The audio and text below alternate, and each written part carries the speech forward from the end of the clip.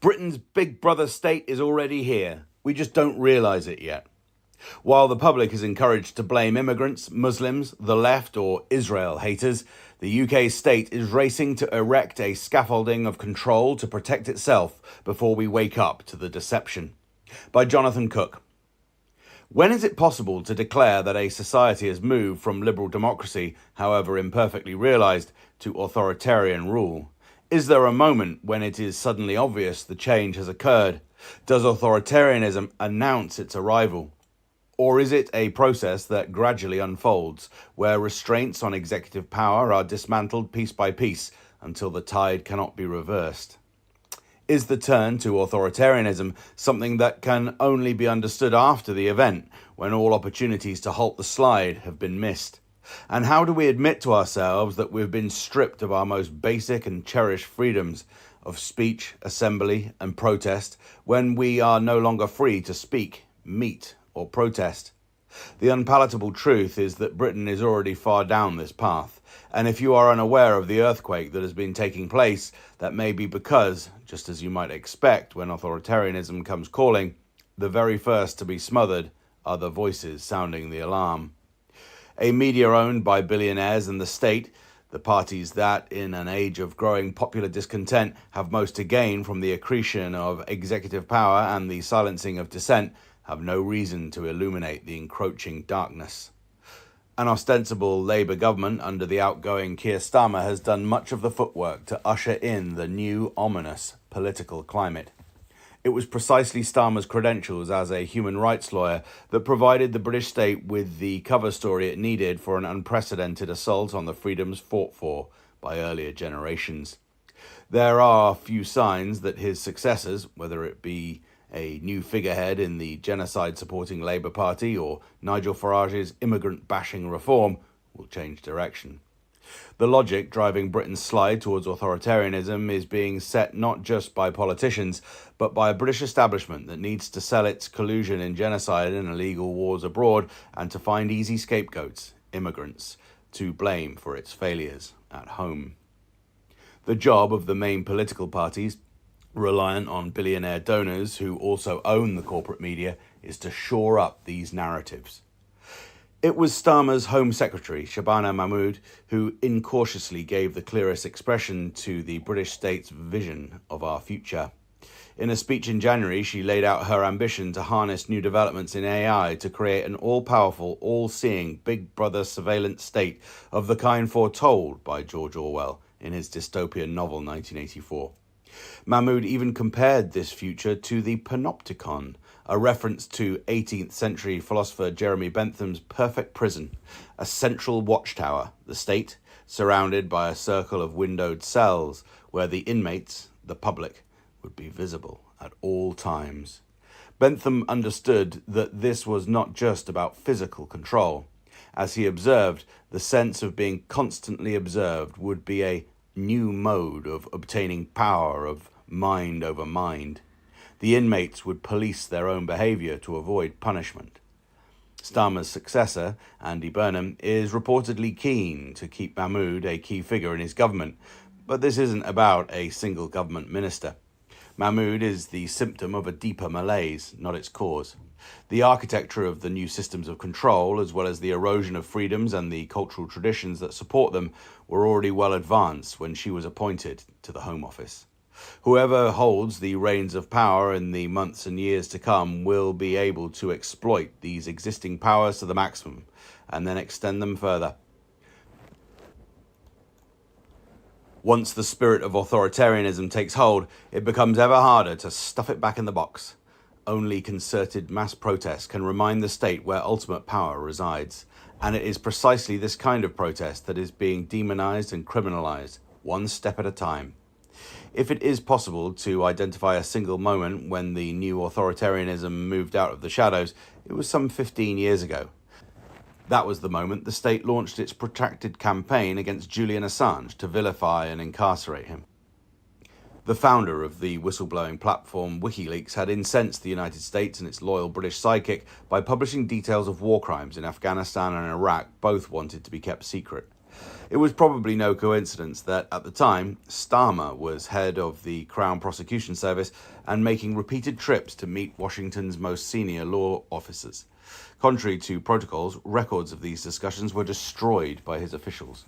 We will never know what instructions Starmer was given by the US regarding Assange, but a possible clue survived the further and highly irregular destruction by Starmer's department of related correspondence between UK and Swedish prosecutors from that time. One of the few surviving emails is revealing. It shows that Sweden was considering dropping an investigation into Assange for lack of evidence, as he was holed up in the Ecuadorian embassy in London, fearful of what lay in store. Starmer's staff, who were supposed to be neutral arbiters between Sweden and Assange's legal team, angrily told the Swedes, quote, "Don't you dare get cold feet." In another email, the same CPS official told Swedish counterparts, "Please do not think this case is being dealt with as just another extradition."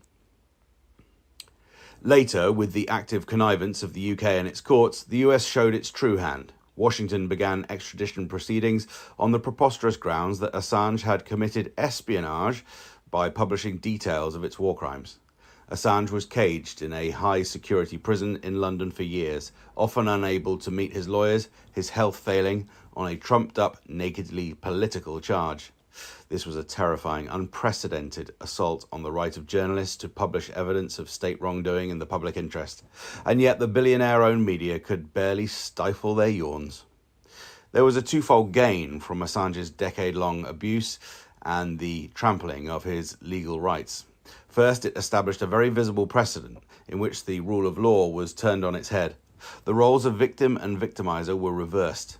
Assange, who had published incontrovertible evidence of US and British war crimes, was the one behind bars. British officials who approved and hid those crimes not only evaded justice, but were free to hound and smear Assange. This has been the theme ever since, as the British state has intensified its curbs on speech and protest, with Israel's slaughter of Palestinians often serving as the testing ground for authorizing this new crackdown. In the second half of the 2010s, Jeremy Corbyn, Starmer's predecessor as Labour leader, found himself and his supporters roundly vilified as anti-Semites.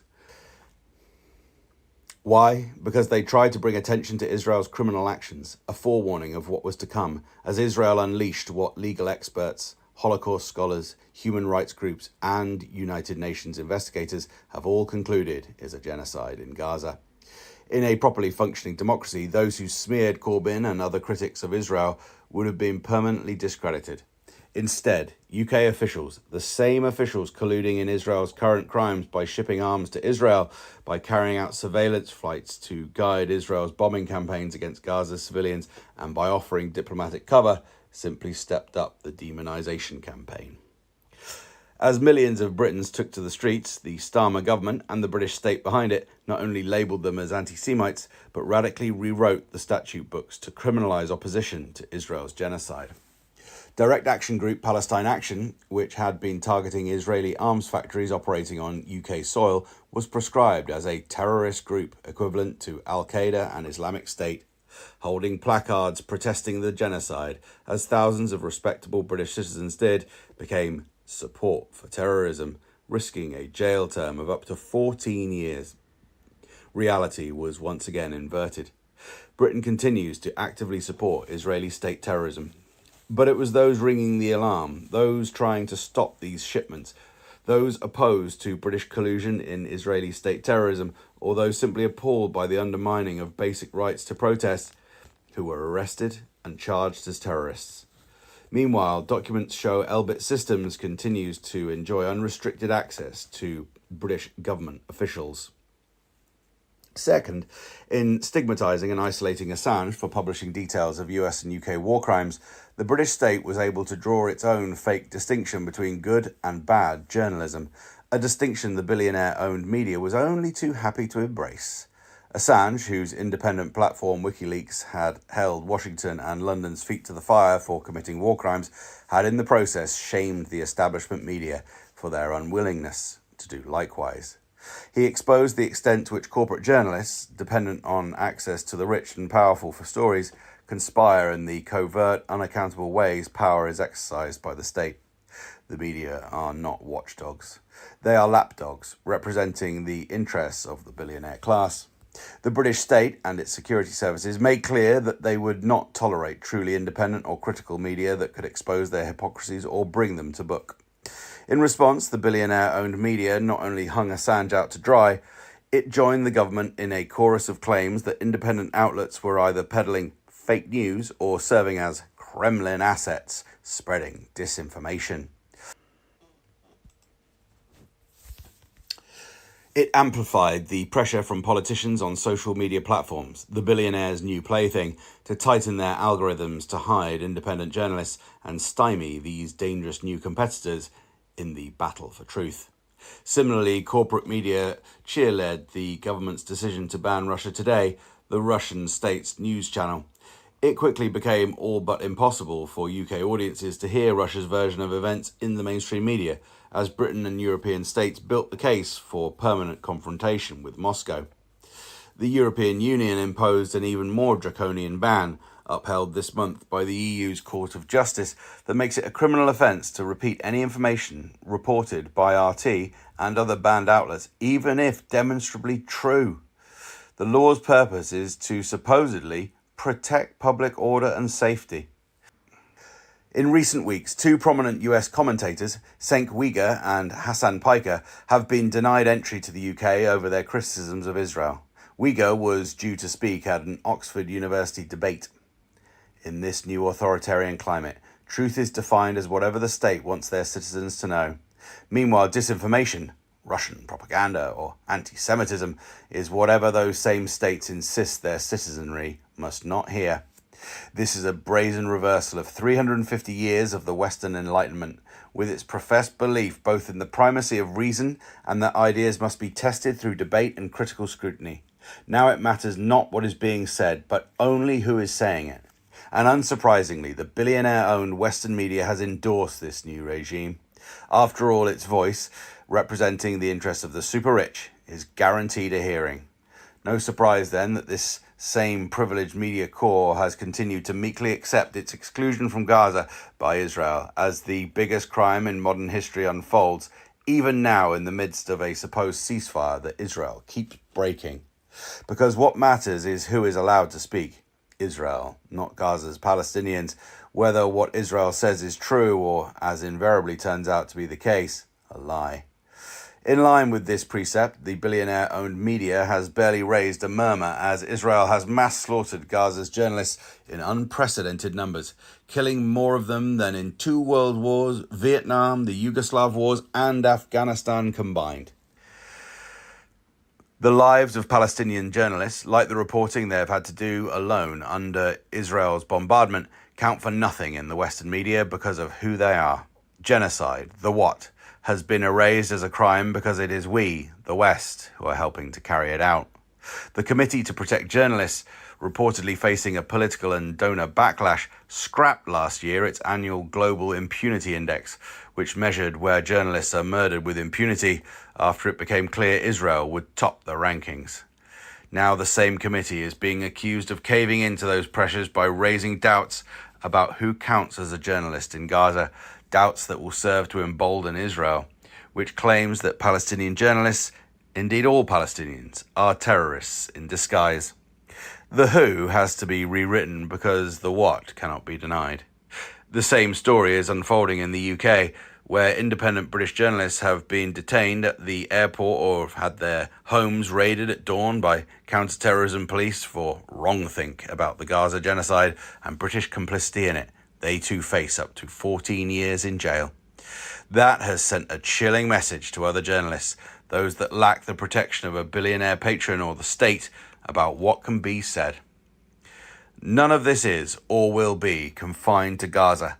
The upending of Enlightenment values, as should be clear by now, is part of a much bigger political project to normalise and entrench this creeping authoritarianism. The prescription of Palestine action and placard holding has paved the way for the British state to designate any opponent challenging its law-breaking or contesting its right to dictate truth as a criminal and a supporter of terrorism. A precedent has been set and now approved by the UK courts that will be hard to reverse. The state has many tools at its disposal, some of which it is already wielding, again to no protest from billionaire-owned media watchdogs. A particularly powerful one is debanking, forcing individuals or groups who disrupt the narrative of Western state moral and legal authority out of the financial system, driving them into a kind of purdah that makes it near impossible for them to function in the modern Western world. Notably, again, Assange and WikiLeaks were an early victim of the use of debanking as a political weapon. Washington imposed sanctions in late 2010, shortly after WikiLeaks exposed US and British war crimes in Afghanistan and Iraq, cutting off almost all of its donor revenue. Sanctions, what some describe as a financial death penalty, have already been imposed on several judges and staff of the International Criminal Court over the issuing of an arrest warrant against Israeli Prime Minister Benjamin Netanyahu for committing crimes against humanity in Gaza. UN legal expert Francesca Albanese, at the forefront of highlighting Western complicity in Israel's genocide, has also been debanked. In Britain, Palestinian and Islamic-run charities have long faced harsh restrictions on their ability to operate financially, usually on the basis of claims that they may be funneling donations to prescribed groups. But this has gradually expanded to mainstream Palestine solidarity organisations and to individuals caught up in the ban on Palestine action. In an even more disturbing, if predictable, development, Lloyds Bank has now debanked The Canary, a left-wing publication whose criticisms of Labour's capture by big business have long proven a thorn in the party bureaucracy's side. The Canary can no longer pay its staff, and its news operation is in jeopardy. This is the same Canary that the Labour Together project, led by Morgan McSweeney, who propelled Starmer to power on behalf of the billionaire-friendly pro-genocide Labour right, identified early on as a threat. His mantra was reportedly, "Destroy the Canary, or the Canary destroys us." As investigative journalist Paul Holden sets out in his book The Fraud, which documents Labour Together's covert law-breaking operations, McSweeney almost succeeded in destroying the Canary. He created an AstroTurf group, Stop Funding Fake News, that lobbied advertisers to boycott the publication. Labour Together, under McSweeney's successor, Josh Simons, would then launch a smear campaign on Holden and refer him to British security services as a supposed Kremlin asset. Like a bad penny, Simons has turned up again, this time giving up his Makerfield seat for Andy Burnham to return to Westminster. Simons is now one of Burnham's political advisers.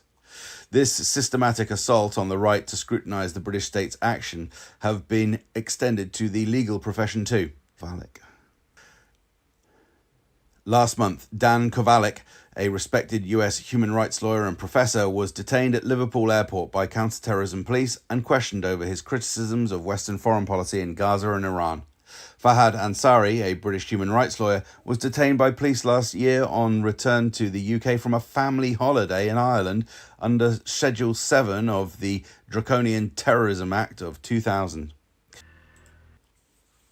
Both men had their electronic devices seized, despite protests that this was unlawful and violated their privileged lawyer-client communications. Ansari's detention appears to be a blatant act of political retaliation and intimidation. He had made legal representations challenging a Home Office decision in 2021 to expand the proscription of Hamas to its political wing. Hamas has never launched a military operation in Britain. For the submission, Ansari had assembled a group of experts to argue that the expanded proscription, long desired by Israel, was having a profoundly chilling effect on the work of lawyers, scholars, human rights groups and journalists in documenting and discussing Israeli crimes in Gaza.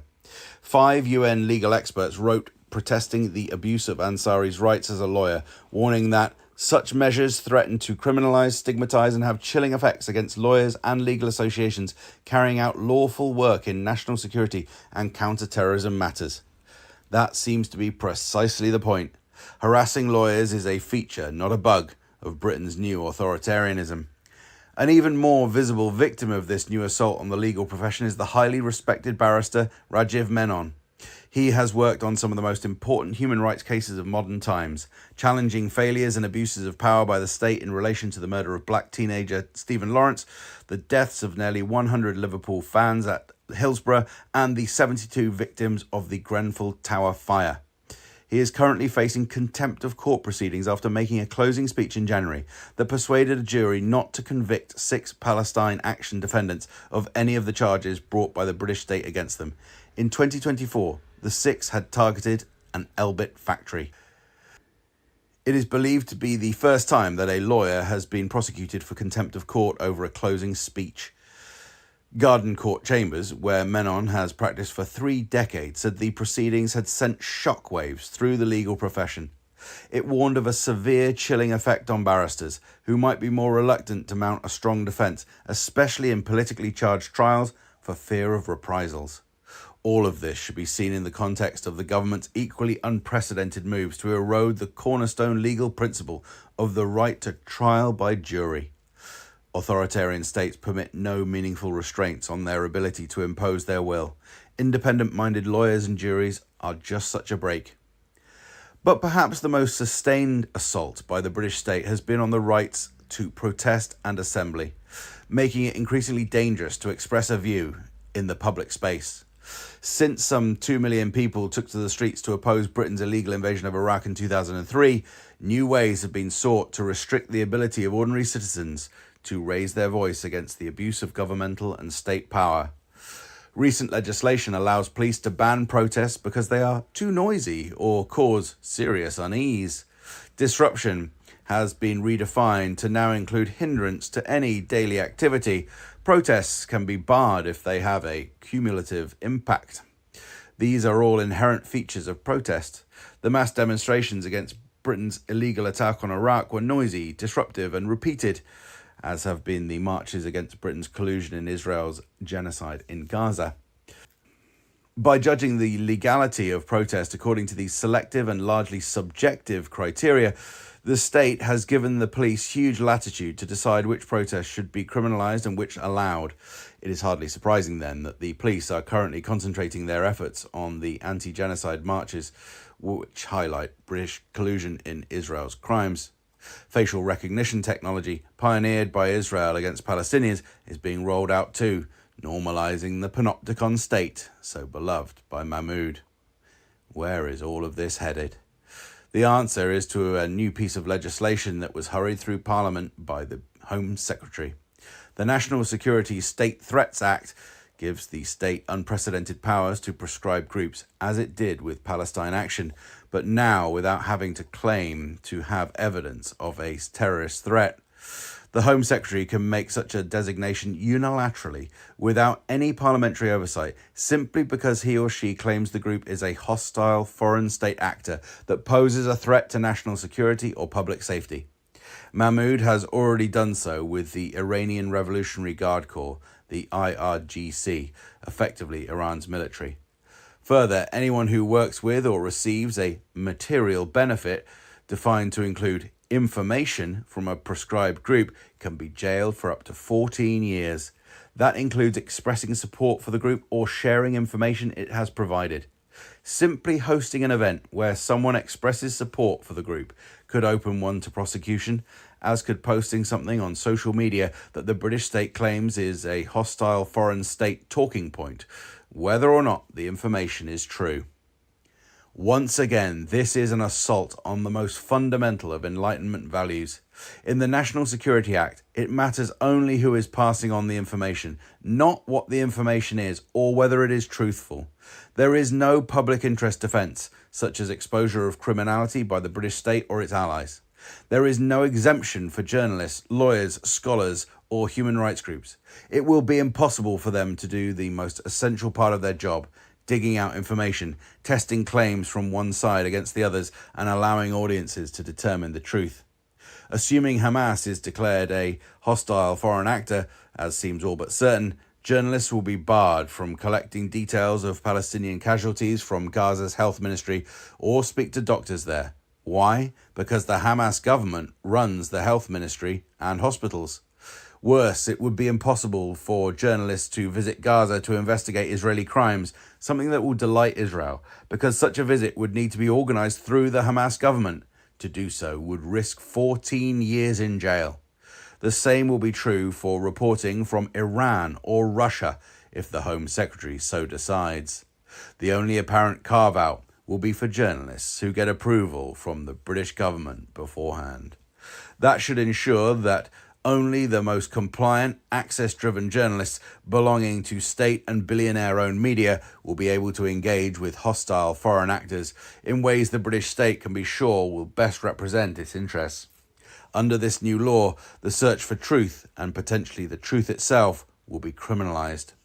The National Security Act systematises all the other developments we noted earlier. It gives the state carte blanche to criminalise anyone who scrutinises or challenges its moral or legal authority. Who should be in uproar over this monstrous legislative assault on the right to search for truth, to hold the state accountable, to act as a watchdog on the abuse of power? If the billionaire-owned media did any of the above, news outlets would be leading the pushback. As it is, they are mostly silent because they do none of these things. It will be independent journalists, commentators, lawyers, and human rights activists who will be picked off one by one, sending a message to everyone else to keep their heads down. Starved of real information and critical scrutiny of the British state's actions, the public, so it is hoped, will become more ignorant, more docile, more passive as their rights are steadily stripped away. As the climate crisis intensifies, as resource wars accelerate, as austerity at home bites deeper, the finger will be pointed not at the real culprits, the super rich, their media and the captured state, but at earlier victims of the West, those fleeing from the wars we initiated, from an increasingly unstable climate our inflated consumption provoked, and from a paucity of resources following centuries of colonial theft. While we are encouraged to blame the immigrants or the Muslims or the left or the Israel haters, the state is in a race to erect a scaffolding of control to protect itself before we wake up to the deception. Time is running out on all fronts. The lack of urgency to address these crises is not because the crises don't exist, but because our passivity has been engineered. The truth is we are already in the panopticon, and our minds are already deeply fashioned for obedience. Narrated by Matthew Alford. Words by Jonathan Cook.